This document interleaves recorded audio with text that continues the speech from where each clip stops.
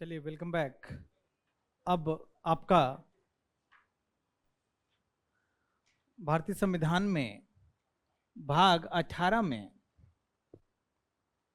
भारतीय संविधान में अभी हम लोगों ने देखा था इलेक्शन भाग 15। अब सीधे जंप करते हैं कहाँ, भाग 18 352 से 360। क्या है?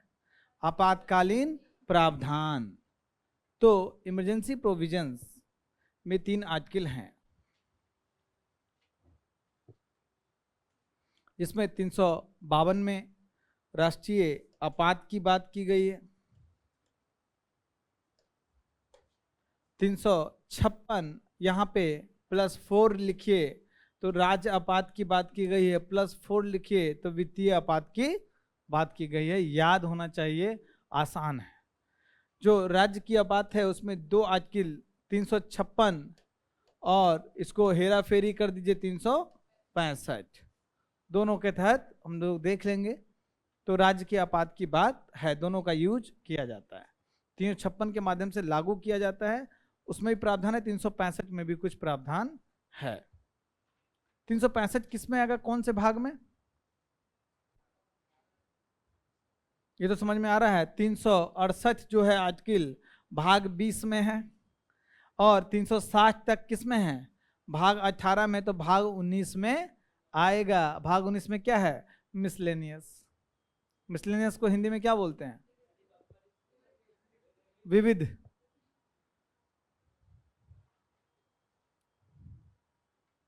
अब हम लोग राष्ट्रीय आपात की बात करते हैं। अच्छा, इसमें जो है आपको आपातकालीन प्रावधान भारतीय संविधान में कहां से लिए गए, भारत शासन अधिनियम 1935 और जो जर्मनी का वाइमर गणतंत्र का संविधान है उससे लिया गया है। मेरा एक जर्मन फ्रेंड अभी आया था, उससे मिलने गए थे, तो हम बोले कि हमारे संविधान में है। बोले आजकल क्या कर रहे हो, बोले कि यही पढ़ा रहे हैं कॉन्स्टिट्यूशन, है ना। आईटी सेक्टर का दोस्त था। हम बोले कि तुम्हारे देश से प्रभावित होकर हमारे यहाँ इमरजेंसी प्रोविजंस लिए गए। बोले कहाँ पे, बोले वाइमर रिपब्लिक। बोले अरे, क्योंकि लोग सुना है, मतलब बहुत ज़्यादा उसको भी जानकारी नहीं है, पढ़ा है लेकिन बाद में हम लोग की तरह यूपीएससी की तैयारी तो किया नहीं है, तो उसको भी अपने फंडामेंटल आईटी से पता है नहीं, आईटी सेक्टर से। राष्ट्रीय आपात आर्टिकल 356 52 है ना। तो इसमें याद रखिए, बड़ा इंपॉर्टेंट है, राष्ट्रीय आपात को बताने के लिए जो शब्द याद होना चाहिए, अभिव्यक्ति है आपातकाल की उद्घोषणा शब्द है। पूछ सकता है क्या राष्ट्रीय आपात इनवर्टेड कॉमा बंद शब्द का उल्लेख है, नहीं है। क्या लिखा हुआ है, आपातकाल की उद्घोषणा। भारत में कब कब लगा, जब 62 में आपको भारत चीन युद्ध हुआ तो लागू हुआ, 68 तक चला, जब तक हटाता तब तक 65 में फिर से युद्ध आ गया, 68 तक चला है। फिर 71 में भारत पाकिस्तान युद्ध आया तो मार्च महीने में लगा, पाकिस्तान से जीत में इतना जश्न में थे हम लोग, 14 दिन में हरा दिए, है ना, कहानी पता ही होगा आपको। तो इतना जश्न में थे कि आपातकाल हटाना ही भूल गए, और वो भूल गए, और इंदिरा गांधी के समय 75 में आंतरिक आपात फिर से लग गया। लोगों को पता ही नहीं कि दो दो आपातकाल झेलना है। तो देखिएगा कि दोनों को एक साथ हटाया गया है, कब? 77 में, दोनों को, जबकि बीच में 4 साल का गैप है ना। भूल गए, संसद भूल गया आपातकाल हटाना। तो अभी तक 3 बार लगा है, अब 77 के बाद एक बार भी नहीं लगा है। कारगिल वॉर के समय लड़ा था, बस वित्तीय आपातकाल 1990 में एक बार, कभी नहीं लगा है, ठीक है। अब आर्टिकल 352 के तहत एक बाहरी आपात है, दूसरा आंतरिक खतरा है, या बाहरी खतरा आंतरिक खतरा। बाहरी खतरा में युद्ध और बाह्य आक्रमण, और आंतरिक खतरे में क्या शब्द का उपयोग किया है? सशस्त्र विद्रोह। मूल संविधान में क्या सशस्त्र विद्रोह था शब्द? नहीं, आंतरिक अशांति का था शब्द। प्रीलिम्स में यहाँ पे पूछ सकता है। 44वें संविधान संशोधन, 44वां संविधान संशोधन किस लिए लाया गया था? कि जो 42वें के तहत गलतियां थी उसको सुधारने के लिए, है ना, उसको सीधे 180 डिग्री से घुमाने के लिए। 42वें संविधान संशोधन में जो अच्छी चीज थी उसको नहीं बदला गया। मौलिक कर्तव्य को क्या हटा दिया गया?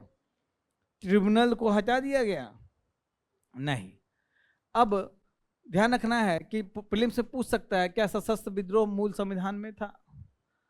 38वां संविधान संशोधन में जो युद्ध, बाहरी आक्रमण, और एक्चुअली यहाँ होना चाहिए सशस्त्र विद्रोह नहीं, आंतरिक अशांति, क्योंकि पहले ही था ना ये।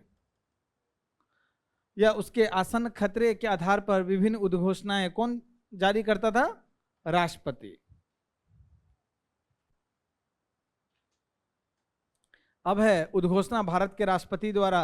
उद्घोषणा का प्रभाव क्या होगा? या तो भारत के पूरे हिस्से पे या उसका कोई एक हिस्सा पे राष्ट्रीय आपात लगा सकते हो। याद रखो, बहुत सारे लोग कंफ्यूज होते हैं, राष्ट्रीय आपात का मतलब पूरे देश में आपात नहीं, किसी एक हिस्से पे भी राष्ट्रीय आपात लगा सकते हो। एक हिस्से में राष्ट्रीय आपातकाल के लिए 1976 के अनुसार संविधान संशोधन जो 42वां में हुआ उसमें प्रावधान किया गया कि किसी एक विशेष भाग में भी तुम राष्ट्रीय आपात लगा सकते हो। मूल संविधान में प्रावधान नहीं था। इससे बचने के लिए ये कम लगे, क्या क्या उपाय किया गया है कि राष्ट्रपति को आंख खुले बोले राष्ट्रीय आपात, ऐसे नहीं। मंत्रिपरिषद, मंत्रिमंडल जब लिखित सिफारिश, यही मंत्रिमंडल शब्द का उल्लेख आया है जिस कारण से मंत्रिमंडल भी खुश हो गया कि हमको संवैधानिक दर्जा मिल गया है। संविधान में कहीं मंत्रिमंडल नहीं था, जबकि सबसे पावरफुल संस्था है। हम बताए थे मंत्रिपरिषद में अन्य मंत्री जो है मंत्रिमंडल के अलावा, बस देखते हैं कि आज बिस्कुट में क्या परोसा गया है, चाय कहाँ, दार्जिलिंग टी है क्या? असली शक्ति कौन एंजॉय करता है? मंत्रिमंडल। अब उसको संवैधानिक दर्जा 44वें संविधान संशोधन द्वारा दे दिया गया, ये शब्द लिखकर कि राष्ट्रपति सिर्फ लिखित रूप में मिले मंत्रिमंडल से तभी आपको एक्सेप्ट करना है। मुंह से बोल दिए, प्रधानमंत्री कान में बोल दिए राष्ट्रीय आपात, ऐसे नहीं चलेगा। इसके जारी होने की तारीख से मूल संविधान में था कि 2 महीने के भीतर सदन द्वारा अनुमोदन किया जाए, लेकिन इसमें कितना है? 1 महीना, ताकि और कठोर बन जाए।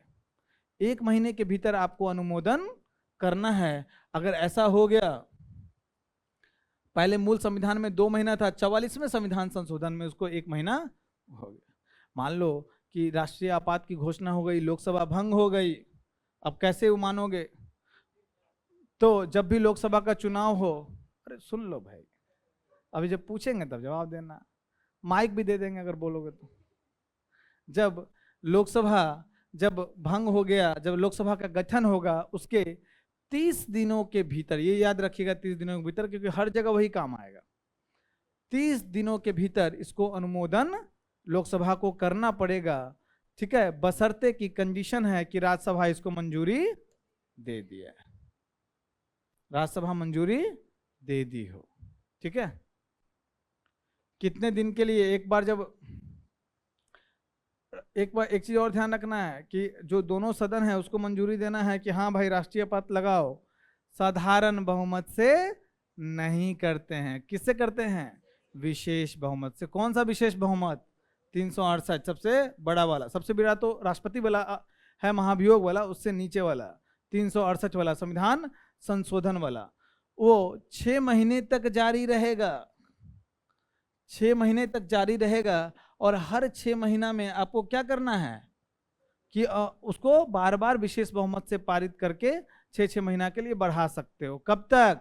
3 साल, 5 साल, अनिश्चित काल तक, है ना, बढ़ा सकते हो। इसकी समाप्ति कैसे होगी? राष्ट्रपति बोला कि अरे बहुत हो गया आपातकाल, खत्म करो, आज अधिसूचना जारी करके सीधे समाप्त कर सकता है। देखो आपातकाल बुरा चीज है, लोगों की मौलिक अधिकार का कितना हनन होता है, तो इसको लागू करना कठोर किया गया है, समाप्त करना आसान किया गया है। तो राष्ट्रपति सीधे मात्र अनुमोदन के माध्यम से, कोई जरूरत नहीं है यहाँ पे राष्ट्रपति का, जब बोल रहा है, उद्घोषणा कर रहा है मंत्रिपरिषद की सहायता से, तो संसद की कोई सहमति की आवश्यकता नहीं है।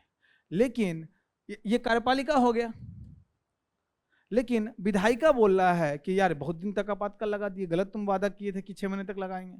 विधायिका में जो 1/10 सदस्य या तो राष्ट्रपति को पत्र लिख दें या लोकसभा अध्यक्ष को पत्र लिख दें। लोकसभा अध्यक्ष 14 दिन के भीतर सत्र बुलाएगा और उसको साधारण बहुमत से पारित करके समाप्त कर सकता है।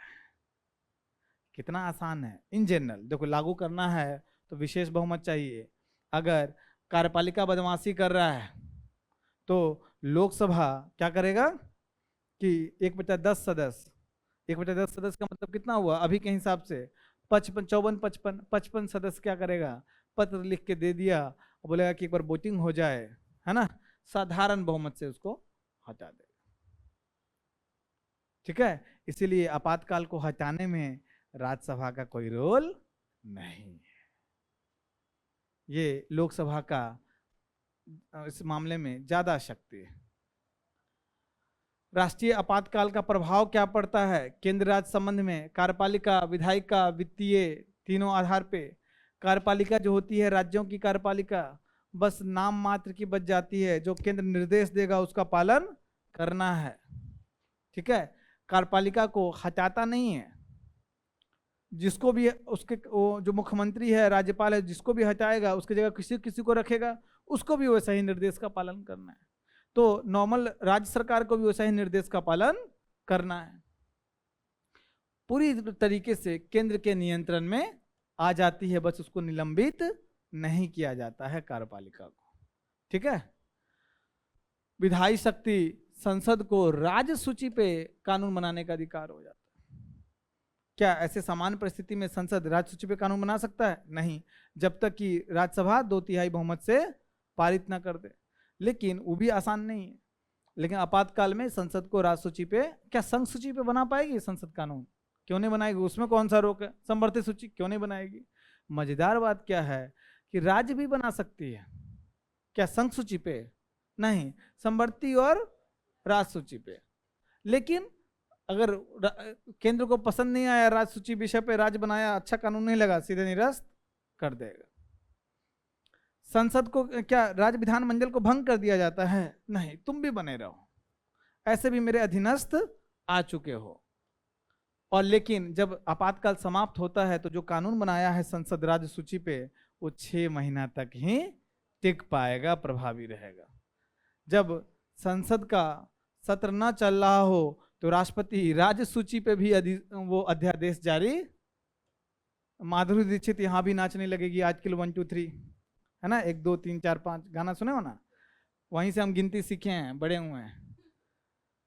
संसद, केंद्र सरकार इसके अधिकारियों तथा इसके अनधिकारियों पर संघीय सूची के बाहर के मामले, मतलब जो केंद्र सरकार का अधिकारी है या कोई अधिकारी है, संसद बाहरी मामला जैसे राज्य सूची का मामला पे काम करने के लिए कर्तव्य निर्धारित कर सकता है। ठीक है, संसद के पास इतना पावर हो जाता है। मतलब जो संघीय व्यवस्था थी वो जो लगभग तो नहीं लेकिन थोड़ा यूएसए के फॉर्म में है, संघीय व्यवस्था, भाई ऊपर भी एक विधायिका नीचे विधायिका, वो प्रैक्टिकली यूके का मॉडल पे आ जाता है। एक ही विधायिका सर्वे सर्वा है, वो कौन है? संसद, खूब पावर उसको मिल जाता है। अब वित्तीय शक्ति में क्या होता है? राष्ट्रपति केंद्र और राज्यों के बीच जो राजस्व बंटवारा है उसको परिवर्तित कर सकता है। राष्ट्रपति का मतलब है कार्यपालिका, मंत्रिपरिषद वाला राष्ट्रपति, ठीक है ना। राष्ट्रपति को कोई पावर नहीं है, याद रखना, कोई पावर नहीं है, मतलब इसलिए आरोप भी लगता है, स्टाम्प, वो रबर स्टाम्प है, ठीक है, थोड़ा सा ले बस एंजॉय कर। लेकिन एक्चुअली में इन जनरल मंत्रिपरिषद के बिना राष्ट्रपति एग्जिस्ट ही नहीं करता है। तो जहां भी राष्ट्रपति हो तो ध्यान रखिए मंत्रिपरिषद, कार्यपालिका। राष्ट्रपति केंद्र द्वारा राज्यों को राजस्व हस्तांतरण को कम अथवा समाप्त कर सकता है। ऐसा कोई भी बदलाव उस वर्ष के, मान लो नवंबर में ही समाप्त हो गया आपातकाल, लेकिन फिनेंशियल ईयर कब समाप्त होता है? मार्च एंड में, तो मार्च एंड तक चलता रहेगा, क्या कि वित्त की बात है, ठीक है ना।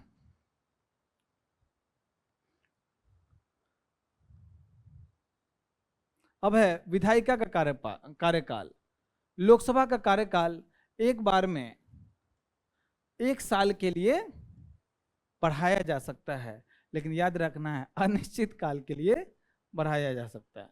जो राज्य विधानमंडल का कार्यकाल एक वर्ष में इसका भी 1 वर्ष के लिए बढ़ाया जा सकता है, इसका भी अनिश्चित काल तक के लिए बढ़ाया जा सकता है। ये राष्ट्रीय आपात की बात चल रही है। कार्यकाल में की गई वृद्धि आपातकाल समाप्त होने के बाद 6 महीने से अधिक नहीं जा सकती है, क्योंकि चुनाव तो आपको कराना ही है। समझ में आ रहा है ना।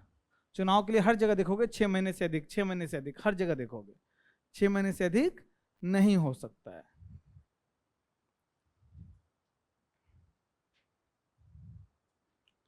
अब अनुच्छेद 358 और 359, 359 की 69 है ना, एक आगे जाके फिर एक पीछे आना होता है, हम यही करते हैं।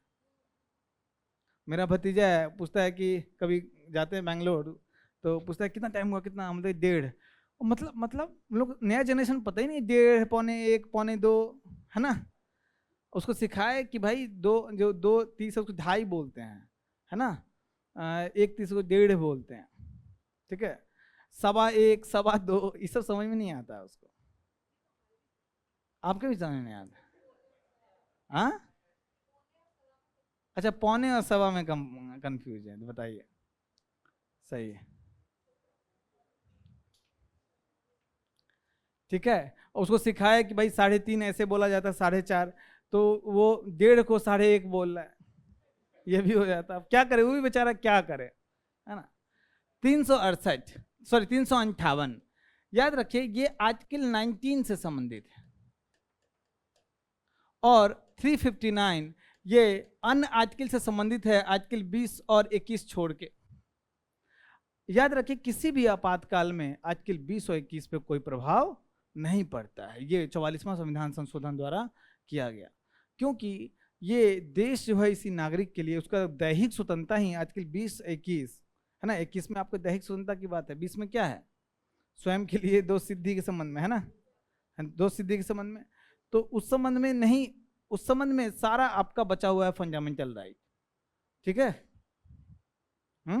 21 में क्या है, विधि द्वारा स्थापित प्रक्रिया के माध्यम से ही आपकी दैहिक स्वतंत्रता कम किया। आपातकाल लग गया, इसका मतलब क्या, हमको देखते ही गोली मार दो, नागरिक को देखते ही गोली मार दो। आपातकाल लग गया है, चेहरा पसंद नहीं, चल हथकड़ी लगाते हैं इसको, ऐसा थोड़ा ना। विधि द्वारा स्थापित प्रक्रिया क्राइटेरिया बना रहेगा। आर्टिकल 358 जब आपातकाल लग रहा है, वो भी याद रखना है कौन सा आपातकाल, केवल बाह्य आपातकाल, आंतरिक सशस्त्र विद्रोह में नहीं। आर्टिकल 19 स्वतः ही निलंबित हो जाता, स्वतः ही, कोई अधिसूचना जारी करने की आवश्यकता नहीं है। लेकिन आर्टिकल 359 आपको किसी भी केस में, चाहे आंतरिक अशांति हो, सशस्त्र विद्रोह हो या फिर बाह्य आक्रमण हो, राष्ट्रपति वो घोषित किया कि आर्टिकल 14, 15, 17, 23 ये सब आपका चला जाएगा, मान लो, और उसमें दिमाग नहीं लगाना है। राष्ट्रपति अधिसूचना जारी किया कि ये सब आर्टिकल अब आपका चला गया, निलंबित हो गया, तो आर्टिकल 24 बचा हुआ है, 24 चलता रहेगा। जो जो आर्टिकल उसकी अधिसूचना में उल्लेखित है वो आर्टिकल निलंबित हो गया। निलंबित का मतलब क्या हो गया? निलंबित का मतलब आपके खिलाफ अस्पृश्यता हो रहा है, ठीक है, तो ये आप सुप्रीम कोर्ट नहीं जा सकते, बस यही है। आप सुप्रीम कोर्ट नहीं जा सकते। आर्टिकल 15 उल्लंघन हुआ तो अभी कहां जाओगे? सुप्रीम कोर्ट या हाई कोर्ट, ठीक है, नहीं जा सकते। वो इन जनरल वो फंडामेंटल राइट आपका रहता है, बस उसका उपचार नहीं रहता है। लेकिन कौन से आर्टिकल्स जिसका तुमने राष्ट्रपति ने नाम लिखा है जिस आर्टिकल का पूरा कलम से, लेकिन जो आर्टिकल 20 और 21 लिखा हो, खैर लिख ही नहीं सकता है, इसमें अगर उल्लंघन होगा सीधे कहां जाओगे? सुप्रीम कोर्ट, हाई कोर्ट, ठीक है। तो ये समझ गए? हाँ हाँ, वो जो आर्टिकल 21 से संबंधित, ठीक है, दैहिक स्वतंत्रता से संबंधित, बाद में, अभी नहीं। क्या चीज? वो एक्चुअली वही बात है, 32 का ही निलंबन होता है। Very good. ये होता क्या है, ये इस केस में 32 का ही निलंबन होता है। आप 32 के तहत नहीं जा सकते हो सुप्रीम कोर्ट। लेकिन किस किस केस में? नहीं नहीं सुनिए, पूरा 32 नहीं, जो आर्टिकल्स आपका उल्लेख किया गया है उस आर्टिकल के केस में 32 का यूज नहीं कर पाओगे। अब देखो, अगर 32 का निलंबन कर दिए तो इसमें क्या करोगे? तो आते अब आर्टिकल 32 का पूरा निलंबन नहीं होता है, ठीक है। इस समझ में आएगा कि नहीं? अरे हाँ या ना? ज्यादा ही समझ में आ गया।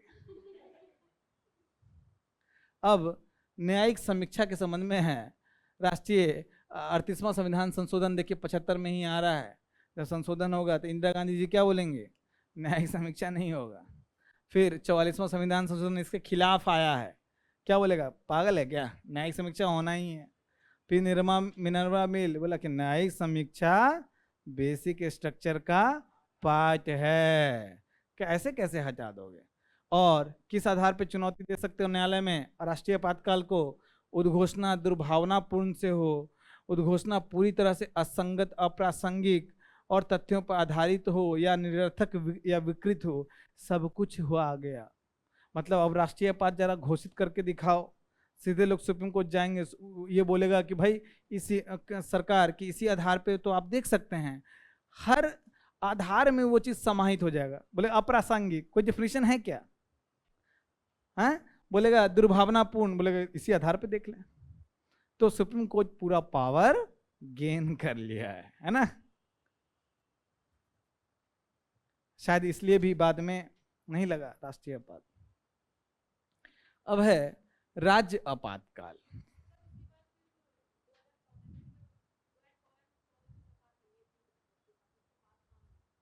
तो हाँ, तो इन जनरल मान लीजिए युद्ध भी तो होता है। कारगिल वॉर के समय राष्ट्रीय आपात लगा सकता था कि नहीं? लगा सकता था, वही तो राष्ट्रीय आपात है। इंटरनल आपात का इतना आलोचना हुआ कि कोई भी डायरेक्ट लगाने से डरता है ना। बाद में सुप्रीम कोर्ट, बाद में जब एसडीएम जबलपुर केस जो है वो सुप्रीम कोर्ट के ऊपर कलंक माना जाता है, ठीक है ना। अब वो सब मेंस का चीज है, बाद में पढ़िएगा। तो कलंक माना जाता है। बाद में सुप्रीम कोर्ट ने उसी सब चीज को वापस रिगेन किया, अपनी कमियों को समझा, अपने पुनः स्थापित किया, ठीक है। एसडीएम जबलपुर केस में ही जस्टिस खन्ना एक हुए जिन्होंने अपना डिसेंटिंग नोट लिखा था, जिसको one of the greatest dissenting note बोला जाता है, ठीक है। अब आते हैं यहां पे राज्य आपातकाल। इसके बारे में वहां पे कहीं राज्य आपातकाल शब्द का उल्लेख नहीं है। क्या लिखा हुआ है? राष्ट्रपति शासन शब्द का उल्लेख है क्या? आपातकाल शब्द का भी प्रयोग नहीं है, ठीक है। राज्य आपातकाल को राष्ट्रपति शासन अथवा संवैधानिक संकट के रूप में जाना जाता है। आपातकाल शब्द इसके लिए उल्लेखित नहीं है। अब इसका पहला उदाहरण कब आया? 1951 में पंजाब सरकार पूर्ण बहुमत थी, उसको हटा दिया गया, ठीक है। उसके बाद केरल, उसके बाद 120 बार प्रयोग हुआ है। बिहार में तो बहुत बार प्रयोग हुआ है, बिहार तो बहुत ज्यादा भुक्तभोगी है इसका। हाँ, आधार क्या, आधार 356, इसके टेक्स्ट को पढ़ना बहुत जरूरी है। क्या है टेक्स्ट? किसी राज्य के राज्यपाल की या अन्य रिपोर्ट के आधार पर, मतलब राज्यपाल राष्ट्रपति को रिपोर्ट दे या कोई और रिपोर्ट हो, राष्ट्रपति यह संतुष्ट हो जाए कि ऐसी स्थिति उत्पन्न हो गई है कि राज्य की सरकार संवैधानिक प्रावधान के अनुरूप नहीं चलाई जा सकती। अनुच्छेद 356 संघ को यह शक्ति देता है कि वह अनुच्छेद 355 को लागू करे। 355 क्या है? क्या, वेरी गुड, क्या बोल रहे हैं?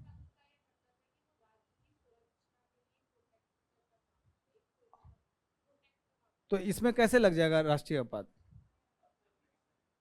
हाँ, संघ का कर्तव्य है कि राज्य का सुरक्षा करे, बाह्य आक्रमण से, आंतरिक अशांति से सुरक्षा करे, चलो ठीक है। तो उससे यहाँ पे 355 लागू कैसे हो जाएगा? उसमें ये भी लिखा हुआ है एक लाइन लास्ट में कि संघ का कर्तव्य है कि ये देखना कि राज्य संविधान के अनुरूप काम कर रहा है कि नहीं। तो आंख ऐसे बड़ा हो जाता है संघ का। और नहीं, 365 है जो राज्य केंद्र का निर्देश का पालन कर रहा है कि नहीं। अगर पालन नहीं करता है, विफल रहता है, तो ये 365 356 दोनों को या किसी एक को यूज करते हुए 355 को लागू करके राष्ट्रीय ये राजकीय आपात घोषित कर सकता है। ठीक है, समझ में आया? अब है घोषणा कौन करता है? राष्ट्रपति कि राज्यपाल? राष्ट्रपति। इसमें रक्षा उपाय क्या है? इसमें रक्षा उपाय है कि इसको जारी करने के 2 महीने के भीतर दोनों सदनों द्वारा अनुमोदित होना है। याद कीजिए, राष्ट्रीय आपात में भी मूल संविधान में कितना था? 2 महीना। राज्य आपात में भी 2 महीना, आगे वित्तीय आपात में भी 2 महीना है। लेकिन चूंकि राष्ट्रीय आपात बहुत बड़ी चीज है, इसलिए 44वां संविधान संशोधन करके इसको 2 महीना घटा के 1 महीना किया गया, बाद में किया गया। यहाँ 2 महीना के भीतर करना है, लेकिन कैसे बहुमत से? साधारण बहुमत से। विशेष बहुमत वही है, आगे वित्तीय आपात भी आएगा, साधारण बहुमत। यदि उद्घोषणा ऐसे समय में जारी की जाती है जब लोकसभा विघटन हो गया है ना, तो लोकसभा का जब आएगा, जब गठन होगा, उसके 2 महीना के अवधि के भीतर क्या है? पहली बैठक के 30 दिन के भीतर, उसमें भी 30 दिन तक इसमें राष्ट्रीय आपात में, राज्य आपात में, आगे वित्तीय आपात में कितना दिन? 30 दिन। ये बराबर है।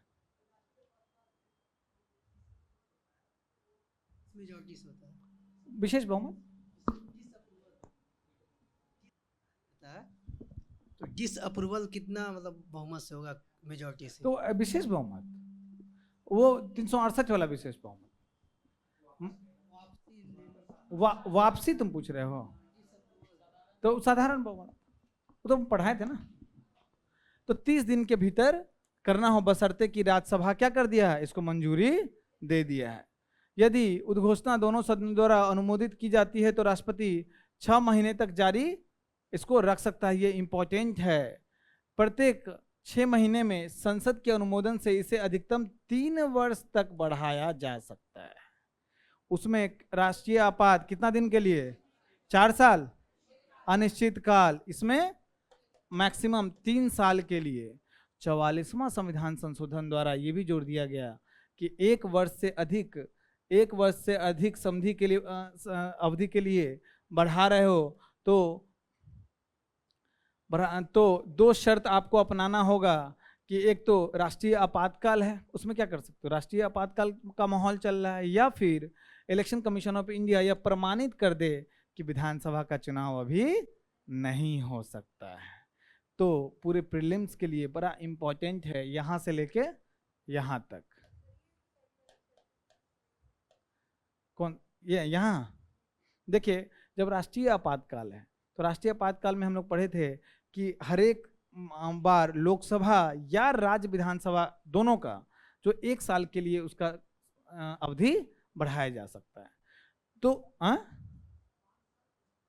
5 साल +1, फिर 1 साल और, फिर 1 साल, अनंत काल तक। राष्ट्रीय आपातकाल में अनंत काल तक। अब युद्ध चल रहा है, घमासान चल रहा है, हम लोग भी सीमा पे हैं, और उस समय तुम बोझ डलवाओगे, हैं? तो राष्ट्रीय आपात एक विकराल स्थिति होती है, भयावह स्थिति होती है।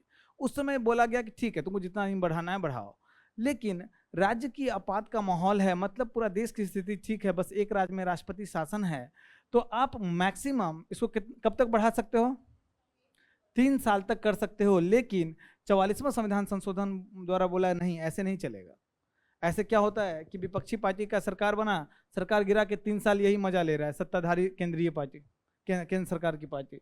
तो राष्ट्रीय आपातकाल की घोषणा अगर देश के पूरा देश या किसी एक भाग में लागू है, तब चलो ठीक है, आप उसको राष्ट्रपति शासन लागू कर सकते हो, आगे बढ़ा सकते हो वहां पे।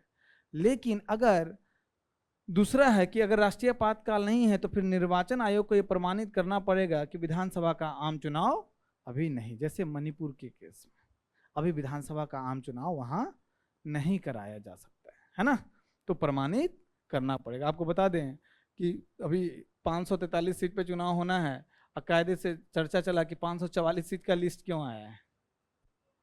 मणिपुर में 2 बार चुनाव होगा।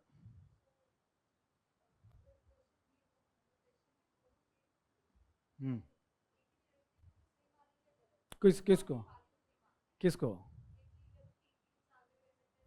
तो उसमें लिखेगा कि मूल संविधान में या 44वां संविधान संशोधन करके ऐसे लिखेगा, है ना, एम्बिग्यूटी नहीं होता है ऐसे। अब समाप्ति कैसे होगी? राष्ट्रपति सीधे उद्घोषणा जारी करके इसको रद्द कर सकता है, किसी संसदीय अनुमोदन की आवश्यकता नहीं है ना। राज्य आपातकाल का प्रभाव क्या पड़ता है? उस राज्य और केंद्र के बीच में एकात्मकता आ जाती है। एक चीज समझो, राष्ट्रपति शासन आया उस राज्य में, मान लो बिहार में राष्ट्रपति शासन आया, अब राष्ट्रपति का शासन होगा तो उस ऑब्वियस है उस राज्य का जो विधानसभा जो मुख्यमंत्री और मंत्रिपरिषद है वो समाप्त हो जाएगा, क्योंकि एक ही जगह पे एक ही क्षेत्र में दो सरकार नहीं चल सकती है, या तो राष्ट्रपति शासन होगा या फिर वो। तो ये जो राष्ट्रीय आपात है उसमें कोई कंपलसरी नहीं है कि राज्य के मुख्यमंत्री और इनको मंत्रिपरिषद को सब राज्य का हटा दो, नहीं। लेकिन राष्ट्रपति शासन में ये कंपलसरी है कि मुख्यमंत्री और मंत्रिपरिषद समाप्त हो जाए। आप समझ पा रहे हैं मेरी बात?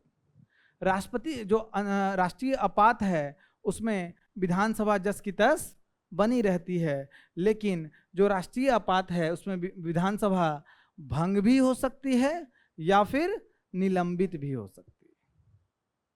ठीक है, तो वही बात यहां पे लिखा हुआ।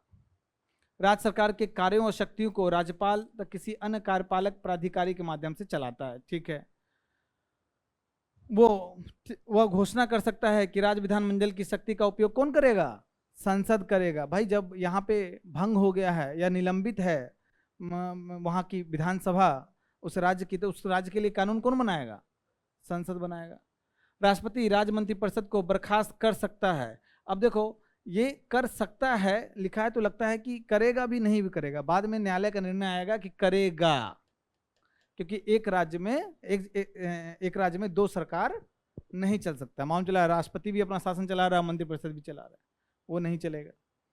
राज्यपाल राष्ट्रपति के प्रतिनिधि के रूप में राज्य के प्रशासन को हाथ में लेता है या कोई सलाहकार होता है। अब राज्य विधानमंडल को परिस्थितियों के अनुरूप भंग किया जा सकता है। अब जैसे राष्ट्रपति शासन ऐसे कॉमन सेंस लगाओ कि जब बहुत बार क्या होता है कि कोई पार्टी अपना वो नहीं बहुमत सिद्ध नहीं कर पाए, तो बहुत कोशिश किया राज्यपाल लेकिन बहुमत सिद्ध नहीं हो पाए, तो क्या हुआ? फिर से चुनाव होगा, है ना, कोई सरकार नहीं बना पा रहा है, तो विधानसभा भंग हो गया। तो विधानसभा भंग हो गया तो विधानसभा में अब कोई एग्जिस्ट नहीं कर रहा है। अब क्या होगा? जब चुनाव होगा, विधानसभा गठन होगा, फिर उसमें सरकार बनेगा। जब तक चुनाव नहीं होगा या गठन नहीं होगा तब तक क्या होगा? राष्ट्रपति अपना शासन चलाएगा। लेकिन ऐसी भी स्थिति हो सकती है कि विधानसभा का मतलब चुनाव हुआ और वो किसी को बहुमत नहीं मिला, किसी को बहुमत नहीं मिला। अब कोई एक बार ट्राई किया कोई पार्टी कि हम बनाते हैं, तो ठीक है आप मुख्यमंत्री के रूप में नियुक्त हो जाइए, 1 महीना का समय दिया गया आपको। 1 महीना में अगर प्रूफ नहीं कर पाया तो विपक्षी पार्टी को राज्यपाल को कायदे से बोलना चाहिए कि भाई आप कर पाएंगे कि नहीं, ठीक है। लेकिन अगर उससे बिना पूछे पहले ही भंग कर दिया, ये भी गलत है।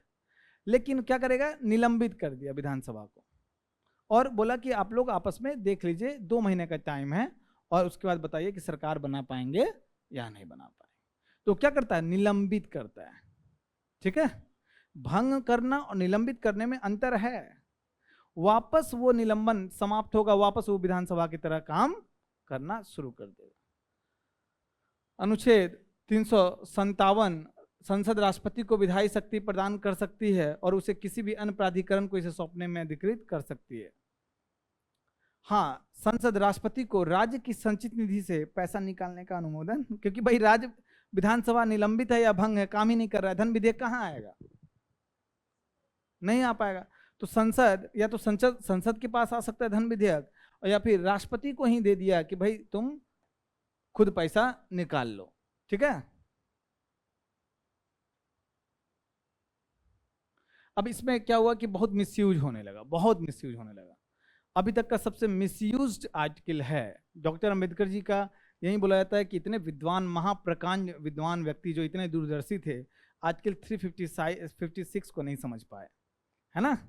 और दूसरा, वो एक हम मजाक में बोले थे कि जनसंख्या का जो डिवीजन करते हैं 1000 से, उनको लगा ही नहीं था कि भारत की जनसंख्या इतना जाएगा। राष्ट्रपति के निर्वाचन में जब मत निकालते हो तो 1000 से डिवीजन करते हो, याद है ना। तो उनको लगा था कि ज़्यादा जाएगा नहीं, यहाँ तो पब्लिक। तो सरकारिया आयोग का कुछ ये है कि भाई अनुच्छेद 356 को अंतिम उपाय के रूप में उपयोग करना चाहिए। राष्ट्रपति द्वारा राष्ट्रपति शासन राज्यपाल की रिपोर्ट के बाद ही लागू करना है, क्योंकि उसमें 356 में क्या लिखा है, या तो राज्यपाल का रिपोर्ट या फिर कोई अन्य रिपोर्ट, ठीक है। उसके बाद संसद द्वारा उद्घोषणा की पुष्टि होने तक विधानसभा का विघटन नहीं करना है। क्या होता है कि केंद्र में एक पार्टी एक्स और राज्य में बन गई वाई पार्टी, ठीक है। अब किसी न किसी आधार पे एक्स पार्टी क्या करता था, इसका 356 के तहत सरकार गिरा जाता था। बोला अरे मेरे बहुमत है, बहुमत नहीं, आपके पास बहुमत नहीं है, गिरा दिया। अब क्या हुआ, विधानसभा देखा कि विधानसभा में अगर जाके अपना सिद्ध करेगा, बहुमत सिद्ध हो जाएगा फ्लोर पे। तो बोला बहुमत नहीं है, बहुमत नहीं है, गिरा दिया, फिर से चुनाव करा दिया, लो। तो उसी में आया कि एक बार विधानसभा का विघटन तभी हो जब संसद द्वारा अनुमोदन हो। बाद में ये भी आएगा कि फ्लोर पे टेस्टिंग कराओ। एसआर बोमई केस में फ्लोर पे आपको फ्लोर टेस्ट कराना पड़ेगा।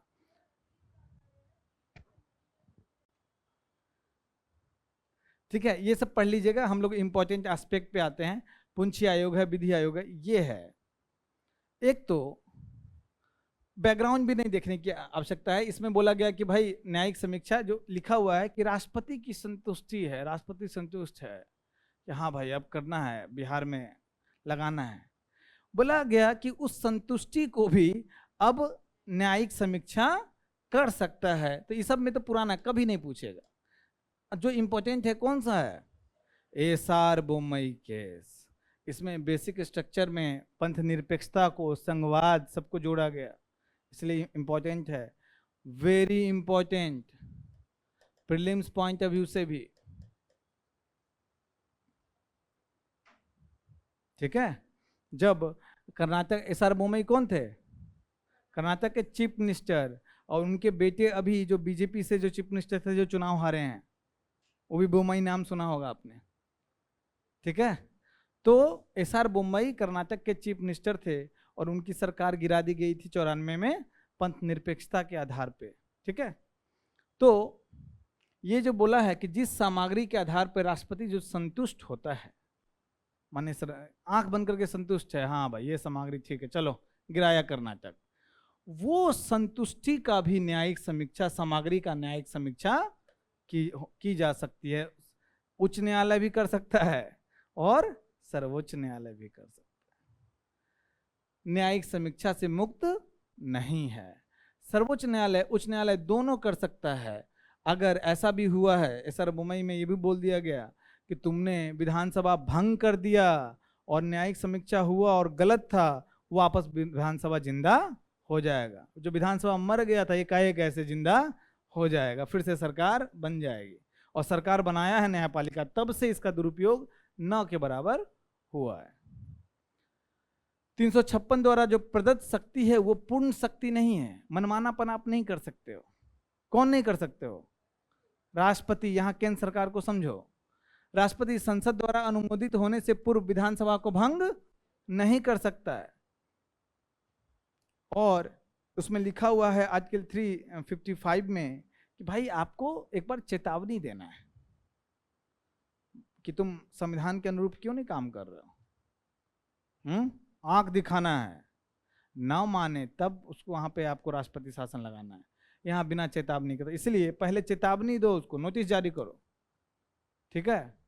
एक बार उद्घोषणा जारी होने के बाद राज्य सरकार को हटना पड़ेगा, क्योंकि एक राज्य में दो सरकार नहीं चल सकती है। एसआर बोमई वाद में ही बोला गया कि जो पंथ निरपेक्षता है बेसिक स्ट्रक्चर का पार्ट है, और इसका अगर उल्लंघन होता है तो इसके आधार पे तुम वहां पे क्या कर सकते हो, राष्ट्रपति शासन लगा सकते हो। 1994 की बात है। 91 में बाबरी मस्जिद डिमोलिशन हुआ था, देश में बहुत कम्युनल माहौल था, विभिन्न जो सरकार थी उस तरीके से बंट गई थी। वहीं पे इतना बड़ा जजमेंट आया पंथ निरपेक्षता का, है ना। तो कोई सरकार अगर पंथ निरपेक्षता को फॉलो नहीं कर रहा है तो उस पर आर्टिकल 356 के तहत उसको तो कांग्रेस सरकार ने वहां पे उसको गिरा दिया था, कर्नाटक सरकार को, ठीक है। तो गिराया गया तो उसको फिर वापस नहीं लिया गया, वहां पंथ निरपेक्षता आ गया बेसिक स्ट्रक्चर का पार्ट। अगर यदि दुर्भावनापूर्ण उद्देश्य सिद्ध हो जाए तो न्यायालय द्वारा राज्य सरकार को राहत उपलब्ध कराई जा सकती है, मतलब राज्य सरकार वापस जिंदा हो जाएगा, ठीक है। उसके बाद एक चीज और इंपॉर्टेंट है, बोला गया कि भाई उस राज्य में बहुत भ्रष्टाचार चल रहा है, हटाओ उसको राज्य को। बोला बाद में न्यायालय इस केस में कि भ्रष्टाचार जैसी सामाजिक बुराई, दल बदल चल रहा है, इस सब आधार पर सरकार आपको राष्ट्रपति शासन नहीं लगाना है, ठीक है ना। ये सब आधार गलत है, उसके लिए अलग कार्रवाई है, राष्ट्रपति शासन नहीं लगाना है। अब एसआर बोमई वाद के बाद कौन सा इसका उचित प्रयोग है राष्ट्रपति शासन का, कौन सा अनुचित है, ये भी चेकलिस्ट है, इंपॉर्टेंट है प्रीलिम्स पॉइंट ऑफ व्यू से। ये वही कर पाएगा जिसको बेसिक कॉन्सेप्ट एसआर बोमई का क्लियर है। यहाँ देखिए, अगर कब 356 लगा सकते हो, त्रिशंकु विधानसभा हुआ, किसी को बहुमत ही नहीं ला पा रहा है, क्या करें, लगा दो, राष्ट्रपति फिर से चुनाव होगा तो बहुमत नहीं मिलता है। विधानसभा में बहुमत प्राप्त करने वाले दल ने सरकार बनाने से इनकार कर दिया, बहुमत मिला है और एक सीट, एक ज्यादा सदस्य बस है, और जो एक सदस्य जो अंतिम में जुड़ता है ना, उसके पास नेगोशिएटिंग पावर बहुत होता है। इतना होता है कि मान लो एग्जांपल बता रहे हैं, झारखंड में 40 सीट बीजेपी, 40 कांग्रेस, और एक था बीच में अटका हुआ कौन, मधु कोड़ा, निर्दलीय। और जो मधु कोड़ा जिधर जाएगा उधर वो सीएम, उसकी सरकार बन जाएगी। तो शायद कांग्रेस ही था, उसने कहा मधु कोड़ा को कि हम मिल जाते हैं। मधु कोड़ा अकेला निर्दलीय, पता ही नहीं था कभी सीएम बनेगा, सीएम बन गया। सीएम बनते ही साउथ अफ्रीका में कोल माइनिंग खरीद ली उसमें भ्रष्टाचार के बहुत आरोप लगे हैं, रिकॉर्ड बनाया है सबसे ज्यादा पैसा गिनने वाला मशीन खरीदने का, ठीक है। तो ऐसे कोई सीएम बन जाए तो हाँ, डायरेक्ट निर्वाचन करा सकते हैं ना, राष्ट्रपति शासन ना लगाकर। कहाँ पे निर्वाचन करा सकते हैं? अगर विधानसभा में बहुमत नहीं मिल रहा किसी को तो निर्वाचन डायरेक्ट करा सकते हैं ना। हाँ, राष्ट्रपति शासन लगा के लगभग टाइम तो ऐसा ही होता है निर्वाचन। नहीं, बिना राष्ट्रपति शासन लगाए डायरेक्ट निर्वाचन नहीं करा सकते। नहीं, अब देखिए किसी को बहुमत नहीं मिला, एक देखो विधानसभा चुनाव हुआ, अब गठन हुआ विधानसभा का, किसी को बहुमत नहीं मिला तो कोई सरकार ही एग्जिस्ट नहीं कर रही, वहां तो बस राष्ट्रपति शासन लगा हुआ है। तो दोबारा फिर चुनाव आपको कराना पड़ेगा, राष्ट्रपति शासन में ही कराना पड़ेगा। आप समझ रहे हो बात? किसी को बहुमत मिल ही जाएगा तो राष्ट्रपति शासन रहेगा क्यों, फिर वो सरकार बना लेगा, ठीक है। यदि राज्य सरकार केंद्र के संवैधानिक निर्देश की अवहेलना करे, आंतरिक भ्रष्टाकारिता, जहां उदाहरण के लिए सरकार जानबूझकर संविधान और कानून के विरुद्ध काम करे, हिंसक विद्रोह फैला रही है, भड़का रही है, तो वहां पे राष्ट्रपति शासन लगाओ। बहुत सारे लोग नॉर्थ ईस्ट में मणिपुर के केस में बोल रहे थे कि भाई वहाँ पे राष्ट्रपति शासन लगाओ, है ना, क्योंकि आधार मिल रहा है। राज्य का भौतिक विघटन का मामला हो, राज्य विभाजित हो रहा हो, ऐसा विकराल स्थिति आ गई, राष्ट्रपति शासन लगाइए। लेकिन अनुचित प्रयोग क्या है, ये ज्यादा इंपॉर्टेंट है। वो सब तो ऑप्शन में आएगा, आपको ज्यादा जल्दी समझ में आ जाएगा। हिंसक विद्रोह, ऐसा चीज तो बिल्कुल समझ में आ जाएगा। जहां कोई सरकार त्यागपत्र दे देती है, उसे वैकल्पिक सरकार बनाने का वहां पे मौका मिलना चाहिए। कोई सरकार त्यागपत्र दे दिया और मान लो विधानसभा भंग करके राष्ट्रपति शासन लगाया, ऐसे नहीं चलेगा। कुछ दिन का समय देना चाहिए, विपक्षी दल को मौका देना चाहिए। विधानसभा के पटल पर बहुमत साबित करने की अनुमति देना चाहिए। जो नहीं दे रहा है तो राष्ट्रपति शासन जो लगाया गया है उसमें चुनौती मिल जाएगा। पहले बहुत होता था ये, हम आपको उदाहरण बताए हैं कि जैसे ही लगता है कि विपक्षी पार्टी अपना सिद्ध कर पाएगी, और राज्यपाल किसका एजेंट है, केंद्र सरकार का, सब लोग पैरेड करा रहे हैं सामने राष्ट्रपति के। राष्ट्रपति अपना भवन से बाहर ही नहीं निकल रहा है।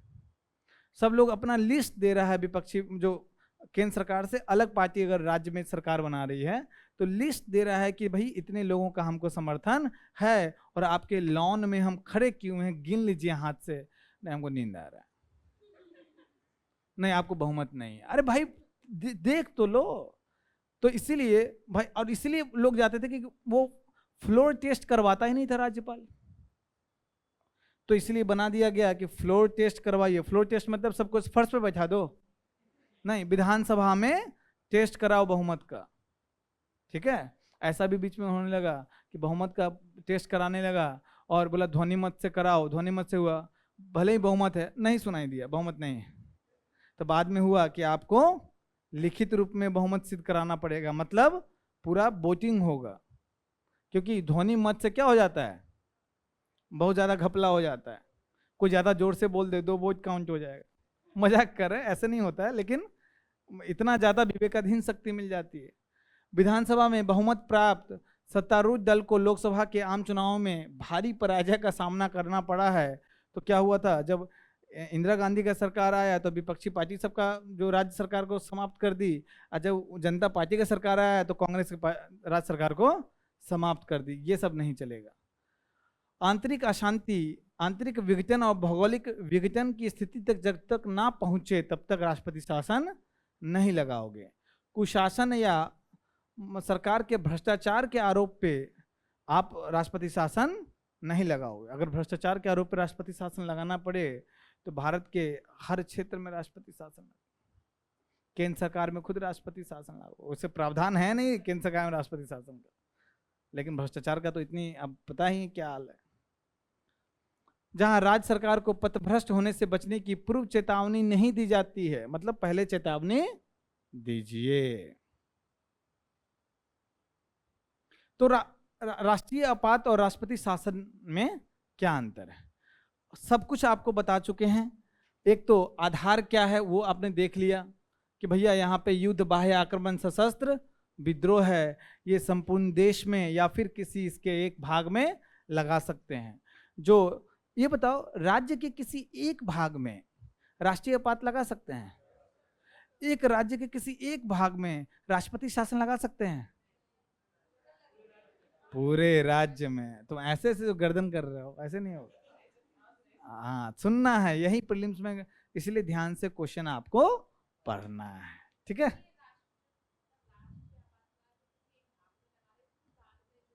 बाद में 44 उसमें 42वां संविधान संशोधन, 42वें में, अभी तो ऊपर पढ़ा है हम लोग, 42वां है, ठीक है। क्या हुआ, क्या 24वां है क्या? हाँ,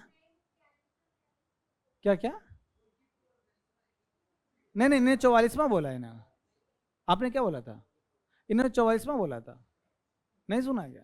44 का हिंदी क्या है, इंग्लिश क्या है? 44।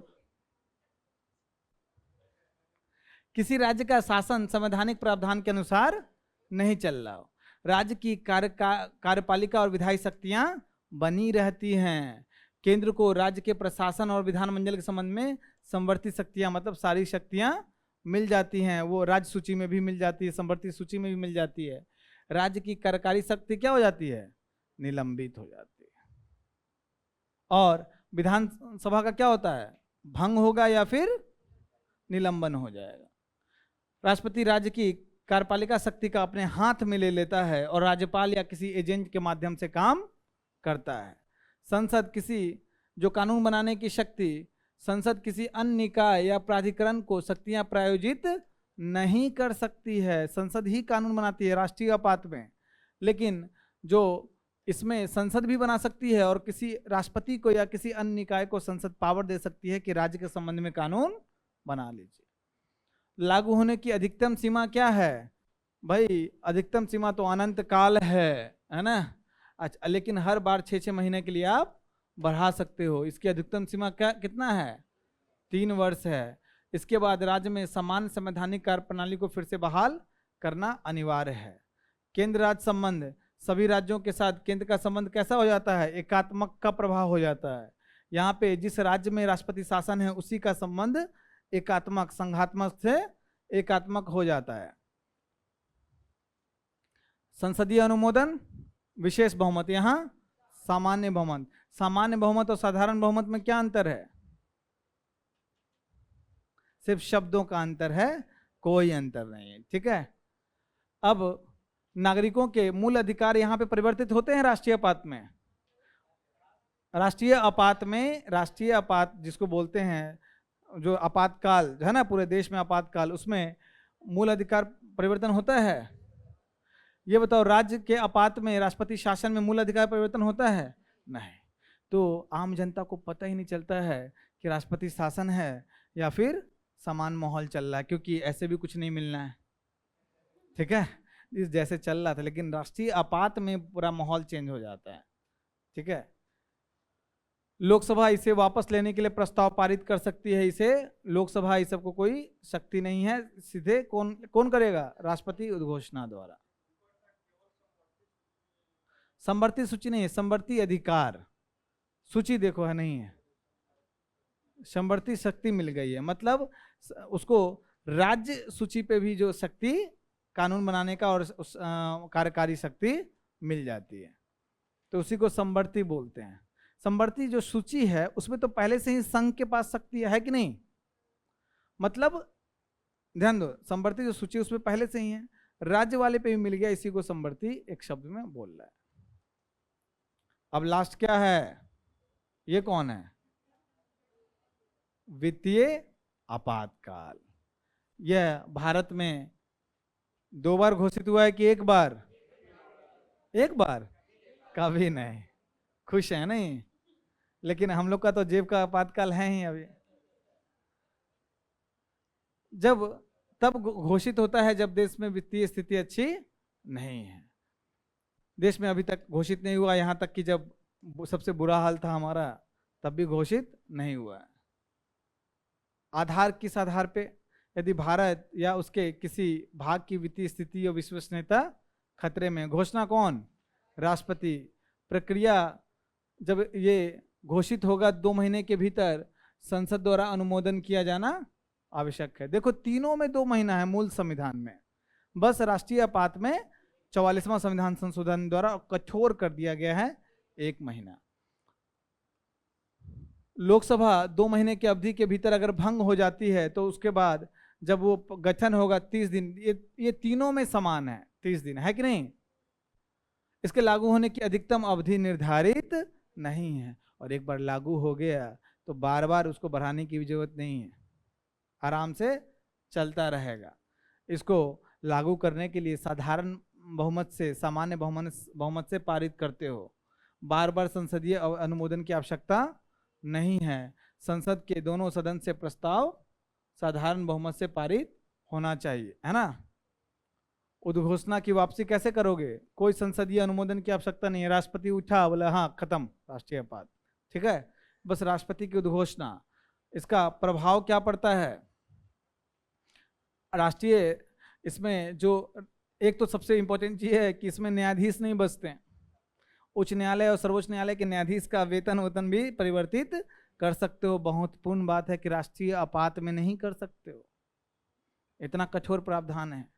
वित्तीय आपात में न्यायाधीश, उच्च न्यायालय और सर्वोच्च न्यायालय के न्यायाधीश का सबका पेंशन भत्ता को थोड़ा बदल सकते हो।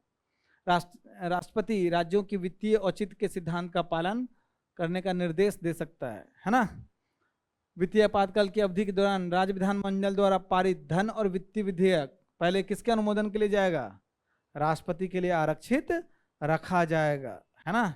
मतलब वित्तीय शक्ति के संदर्भ में राष्ट्रपति को राज्य वाले संदर्भ, राज्य के वित्तीय शक्ति में किसके पास चला जाएगा शक्ति? राष्ट्रपति को। धन विधेयक और वित्त विधेयक वहां जाने का मतलब क्या है कि राज्य अपनी संचित निधि से राज्य सरकार पैसा बिना राष्ट्रपति की अनुमति से नहीं निकाल पाएगा, है ना। आलोचना किया जाता है इसका, क्यों आलोचना किया जाता है? मूल अधिकार का उल्लंघन करता है, ठीक है भाई। बार बार उपयोग किए जाते हैं न कि अंतिम उपाय के रूप में। खासकर कौन सा? 356 राजनीतिक आधार पर लागू किए जाते हैं। इसमें देखिएगा राजनीतिक पक्षपात बड़े स्तर पे होता है। संघीय ढांचे के सिद्धांत को सबसे ज्यादा कोई कमजोर करता है तो कौन है? आपातकाल। इसलिए बहुत सारे जो विशेषज्ञ हैं वो कहते हैं कि भाई कैसे तुम कहते हो कि संघवाद तुम्हारा मूलभूत ढांचा है, जब मन तब किसी राज्य का नाम खच से बदल दिया। ये सीमा अच्छा नहीं लग रहा है यार, इसको सीमा को ऐसे पैर से संसद चेंज कर दिया जो मन करे, वो भी साधारण बहुमत, सामान्य बहुमत। आपातकाल 3 तरीका है, तीनों जो मन राज्य का सारा जो संघात्मक ढांचा है किसमें बदल जाता है? एकात्मक में। तो किस आधार पे बोलते हो? ये अमेरिका में नहीं हो सकता है ना। तो इसीलिए कहा भी जाता है खासकर इस आपातकाल के प्रावधान को लेकर कि भारत में जो कितना भी बोल दो संघात्मक ढांचा, संघात्मक कुछ विशेषताएं हैं, लेकिन जो झुकाव है किस तरफ है? एकात्मक के तरफ है कि नहीं? ठीक है।